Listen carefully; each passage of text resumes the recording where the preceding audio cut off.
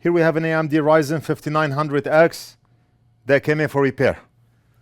I've done a lot of those on the channel where the CPUs come in with broken pins or bent pins, but this one is a bit different.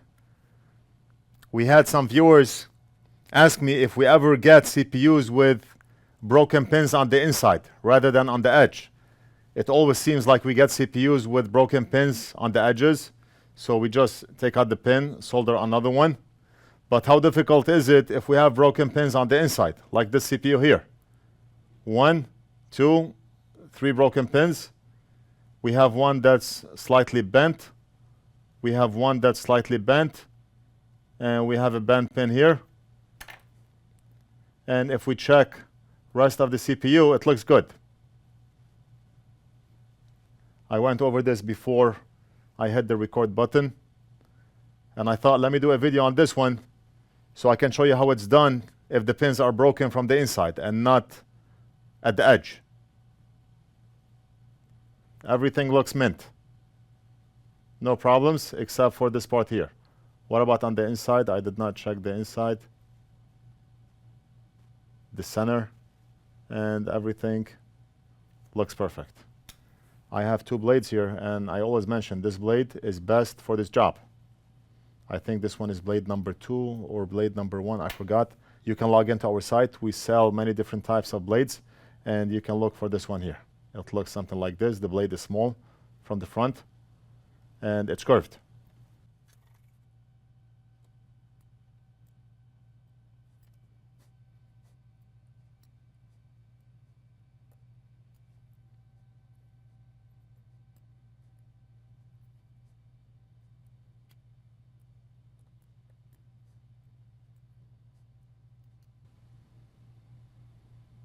Look at this one here.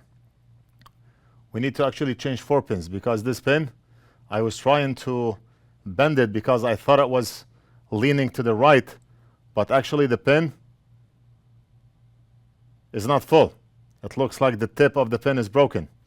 And you can only tell by angling the CPU like this, 45-degree angle. You can tell. We have 1, 2, 3, 4 pins that we need to change. No problem. Let's do it. Right now what we need to do is we need to remove the base that's still stuck on the CPU.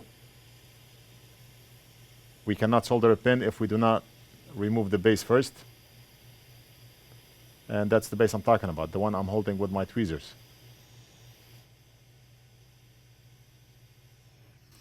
Okay, so we removed base number 1.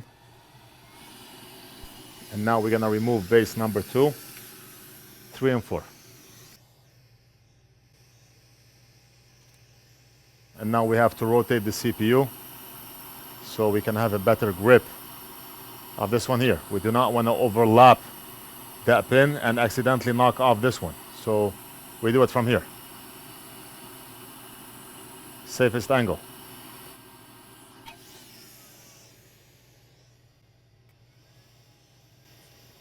I mean, right now, if you move the wrong way, you can knock off pins from the left and right.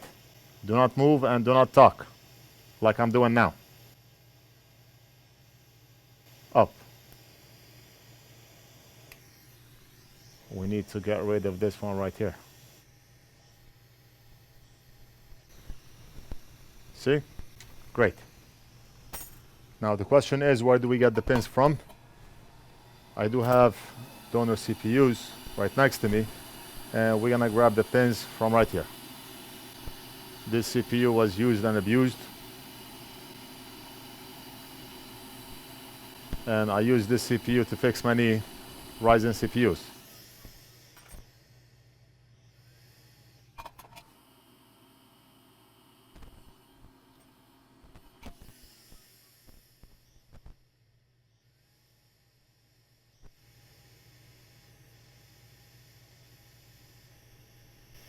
Right? Awesome. Let's grab another pin.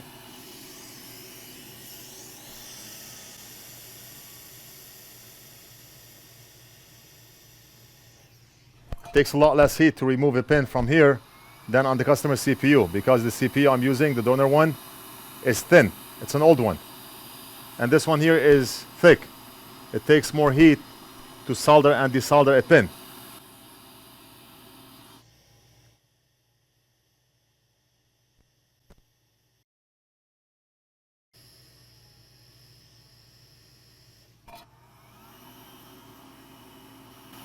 And it looks like we have a bent pin here that we need to fix, but we can take care of this later.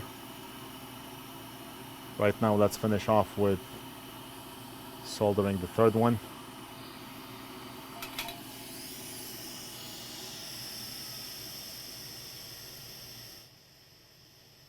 All right, that's number 3. And this guy wanna play games.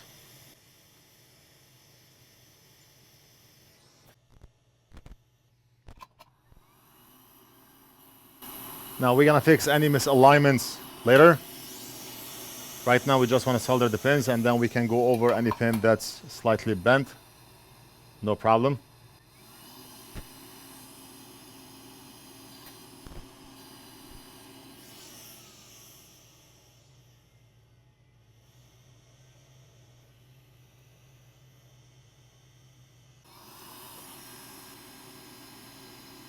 Let's go over the pins, make sure everything is nice and straight.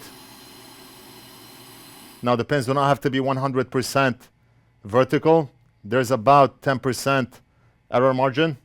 So even if that pin is bent 10 degrees to the right, to the left, top, bottom, it will still fit in the socket.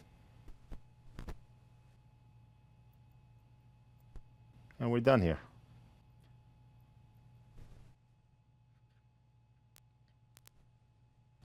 And there's nothing more that we need to do.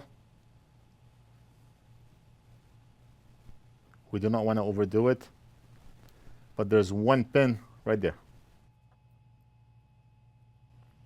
We're good here.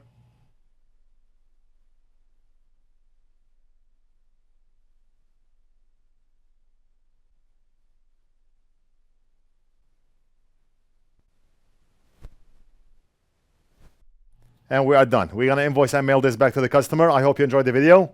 Let me know what you think. Leave it down in the comments. Don't forget to like and subscribe, and we'll do something else in the next video.